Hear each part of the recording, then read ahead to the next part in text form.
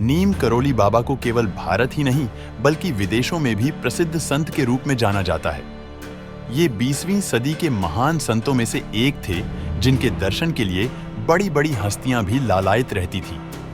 नीम करोली बाबा के भक्तों की सूची में एप्पल कंपनी के founder Steve jobs, will Smith, mark Zuckerberg का नाम भी शामिल है।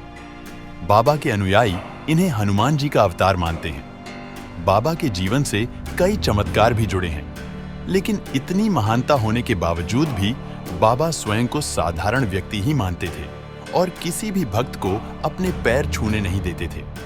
जानते हैं नीम करोली बाबा के संपूर्ण जीवन के बारे में। नीम करोली बाबा का जीवन परिचय। नीम करोली बाबा का जन्म उत्तर प्रदेश के अकबरपुर में सन 1900 के करीब हुआ था।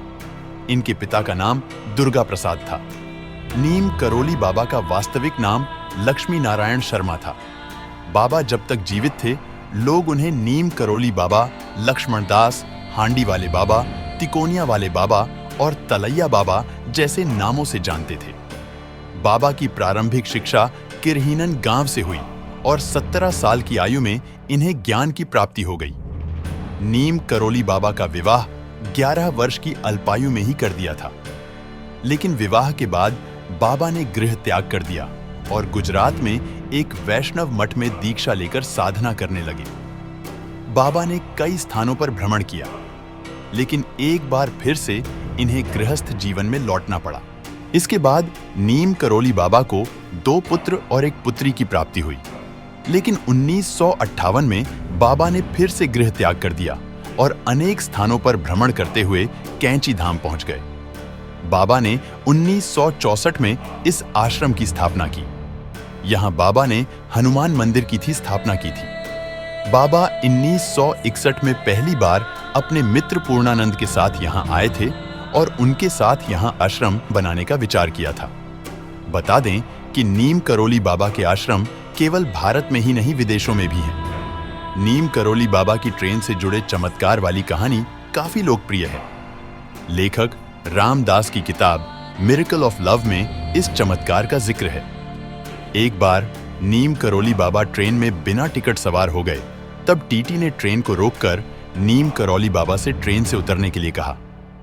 बाबा को ट्रेन से उतरना पड़ा, लेकिन उनके ट्रेन से उतरने के बाद जब ट्रेन को रवाना करने की कोशिश की गई तो ट्रेन हिली तक नहीं। ड्राइवर से लेकर रेलवे स्टाफ ने काफी कोशिशें की, लेकिन ट्रेन आगे ही नहीं बढ़ रही थी। तब किसी अधिकारी को टीटी ने नीम करोली बाबा वाली बात बताई। इसके बाद लोग बाबा को तलाशने में जुट गए और फिर उन्हें ट्रेन में फिर से बैठने का आग्रह किया। कुछ देर बाद बाबा मान गए और हंसते हुए फिर से कोच में बैठ गए। साथ ही ट्रेन के ड्राइवर को ट्रेन आगे बढ़ाने का आशीर्वाद दिया।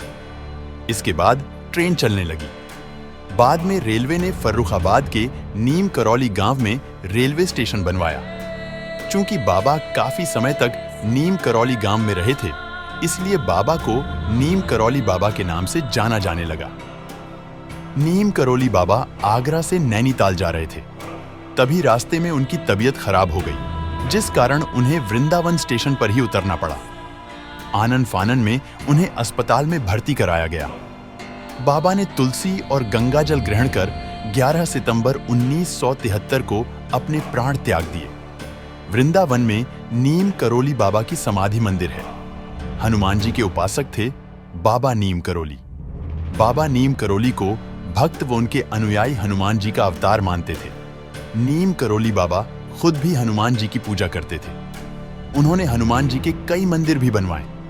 जब कोई भक्त नीम करोली बाबा के पैर छूता तो बाबा पैर छूने से मना कर देते और कहते, पैर छूना ही है तो हनुमान जी के छुओ।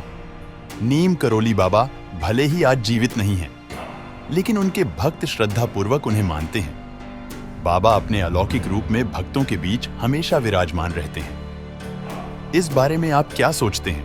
हमें कमेंट में जरूर बताएं। आपको वीडियो पसंद आए तो लाइक और शेयर कीजिए और ऐसी ही अनसुनी, अनदेखी और अनकही कहानियों के लिए सब्सक्राइब कीजिए। रहस्य द सीक्रेट ऑफ इंडिया।